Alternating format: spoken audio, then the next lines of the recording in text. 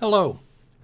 I decided to put together a short video about desktop role-playing gaming using Google Hangouts. I've been doing this for the past 2 years now, and many of the videos are on YouTube. So I'm going to list some recommendations and some limitations that you run into.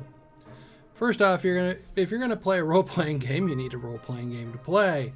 Some of the ones that I've done a lot with Dungeons and Dragons. You could use Savage World, Traveler, Paranoia.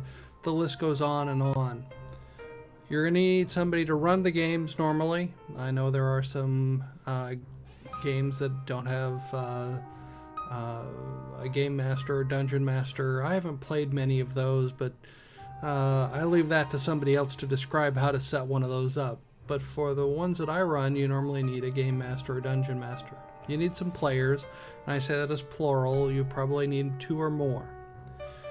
Everyone needs a device capable of running Google Hangouts.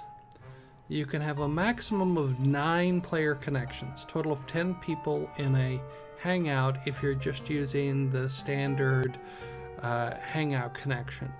If you have a Google business account, you can actually go to 15 connections, which means you could have 14 players.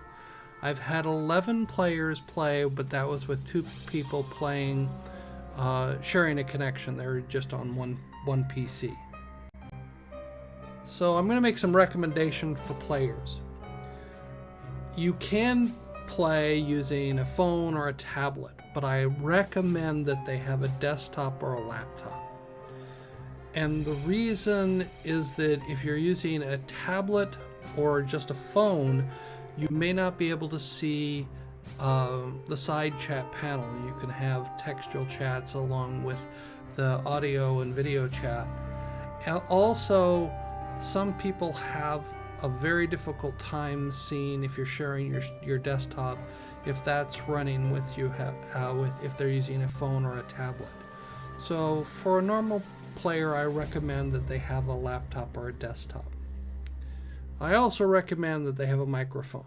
I've had players that haven't had microphones. It slows the game down if they're just typing, and this feeds back into if you've got somebody who doesn't have a microphone and somebody who's on a phone, they can't really communicate with each other because they don't have the microphone. Built-in microphones work if you've got them on the laptop, if you've got or a desktop. You can buy, a simple, or some desktops come with simple microphones that plug into the microphone jack. I recommend you buy a USB microphone if you're going to do some gaming. They cost about $20 on Amazon for a low-end one, and those are fine. I used one for about 2 years. So that helps a lot, because if you're using the normal microphone on your desktop or your laptop, the volume can be very low. Other people could have a difficult time hearing you. Webcams are optional. They're great. People can see what's going on. It's great to see the expression on people's face. It's totally optional. It's really helpful if the players have a set of rules or know the rules. If bringing new players on into a game is always fun, but it's very helpful if they have a set of rules. When you're playing around a table, you can hand them the rules and they can use that. When you're online, it's a little bit more difficult to do. You can share some PDFs if you've got them or whatever, but it's useful if they have a set of rules. They don't have to, but it's very helpful. Dice. I highly recommend dice. Now, there are other tools like Roll20 and some other ones that will roll the dice for you. One of the things that I like about having the dice is it's faster.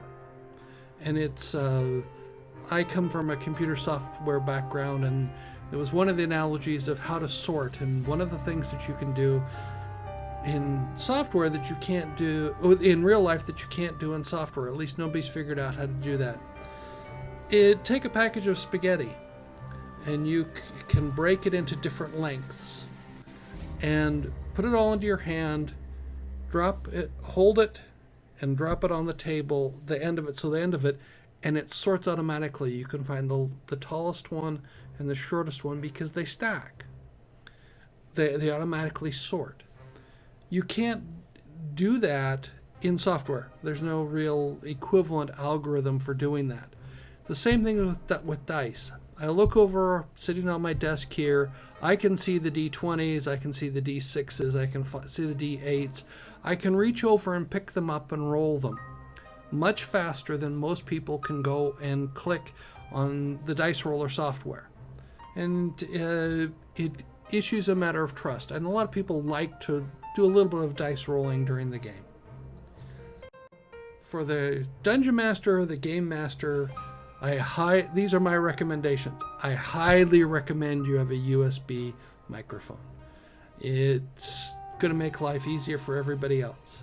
Again, webcam is an option, but you can get by without it.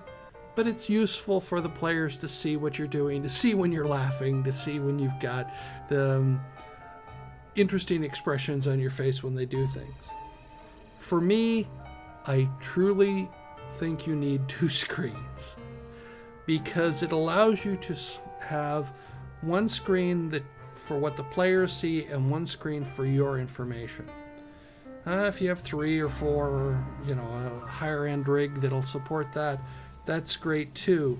But if you've got multiple screens, then you can screen share, and the players don't always see what the DM is seeing or the GM is seeing.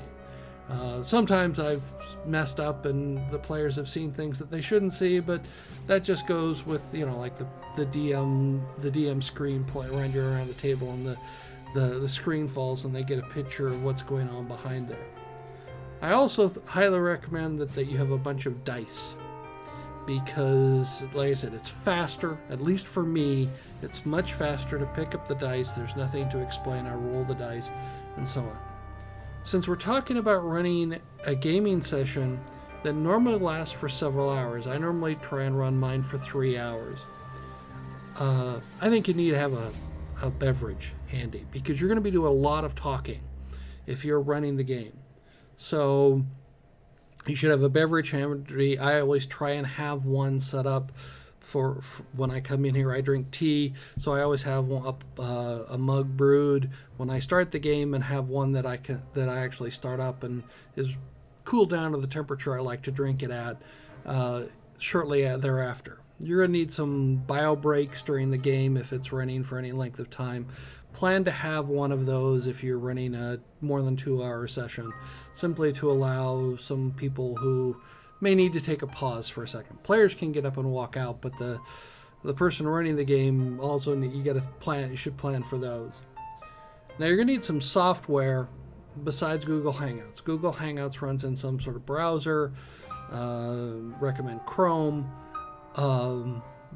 but you're going to need something to do with your maps. If you're sharing your maps, a lot of this is wrapped up in some of the tools like Roll20, but I talk more about software later on in another thing. But you're going to need something to maps. You're going to need some sort of note-taking. Word works well, also some other ideas. And you're going to need some calculations. And for that, I tend to use Excel, but you can just use the calculator or something like that, because you need to add up and subtract some things for that. So this is my short video and recommendations of how to, what you're going to need for gaming with Google+. I'm going to add a background video to this, so and I get that from Purple Planet, so I thank them for having royalty-free music. Thank you for listening, and have fun gaming online.